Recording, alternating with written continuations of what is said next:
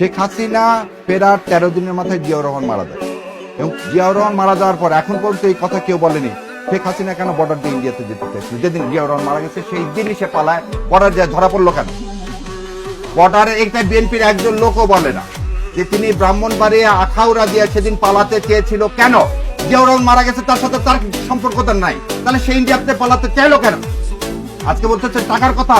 এই শেখ হাসিনা এই দেশটাকে ইন্ডিয়ার হাতে তুলে দেওয়ার জন্য যেদিন থেকে কেসি সারা আসছে সেদিন থেকে কাজ করতো। সেজন্য জিয়াউর রহমান মারার এই পরিকল্পনা সে জানতো, সেজন্য সে সেদিন ইন্ডিয়াতে পলায় যেতে চাইছে এবং থেকে বর্ডারে তাকে যেতে দেওয়া হলো না।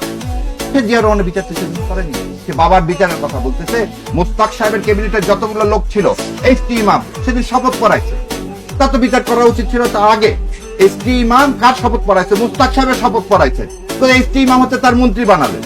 মোশাররফ হোসেন হচ্ছে প্রখ্যাত রাজাকার, তার ছেলের সাথে সে মুক্তিযুদ্ধকে তো বলে যে যারা রাজাকার তাদের ঘৃণা করে, নিজের মেয়েকে পুতুলকে একজন রাজাকারের ছেলের সাথে বিয়ে দিলেন কিভাবে? তার মানে সেই never on this country. Sheikh Hasina কোন এই যে ভোটের কথা আবার ভাই বলতেছে জামাত না, আওয়ামী লীগ এবং ইন্ডিয়া একদম বলেছে, আওয়ামী লীগ এবং ভারত তার সর্বশক্তি দিয়ে এই দেশে যাতে গণতন্ত্র ফিরে না আসে, আমরা যেন একটা স্বাধীন সার্বভৌম দেশ হতে না পারি, এইটা হচ্ছে ইন্ডিয়ার চাওয়া। সেজন্য জামাত ইসলাম কিন্তু হাসির দড়ি আমরাই তুলছি না, কিন্তু এটা এটা এটা আসলে মানুষ করে কেন? মানে এমনি সাধারণ কিছু এটা না, দিস এ পলিটিক্যাল ব্রেক। কেন বলতেছি ডেটটা আমরা চাইছি কবে বলেন? আপনি বলেন ডেটটা চাই হচ্ছে ফেব্রুয়ারি ফার্স্ট উইকে তফসিল ঘোষণা করার কথা আমরা বলতেছিলাম। বাংলাদেশ জামাত ইসলাম দাবি করতেছে 7 ডিসেম্বরের মধ্যে তফসিল ঘোষণা করা হোক। আজকে আপনি দেখেন তো কোন দলটাকে ভাই কথার মধ্যে বললো জনপ্রিয়তা হ্রাস পাবে।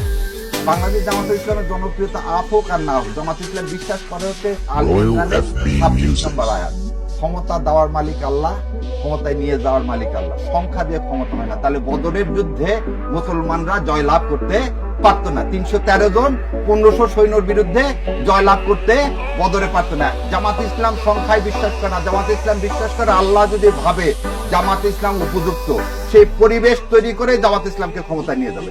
আর ইনশাল্লাহ আমরা কি করবো? আমরা চেষ্টা করবো, আমরা দাওয়াত দিই, আমরা সেই কাজটাই করে দেব। অতএব আমার মানে পপুলারিটি বাড়া কমার সাথে আজকের এই পরিবেশ যদি আল্লাহ তৈরি না করতো আমরা কি আসতে পারতাম না? এটা তো অবশ্যই না। আল্লাহর উপর আল্লাহর উপর পূর্ণ আস্থা বিশ্বাস রেখেই তো আমাদের মূল কথাটাই কি কোরআন এবং সুন্নাহ অনুযায়ী আমরা বিশ্বাস করি।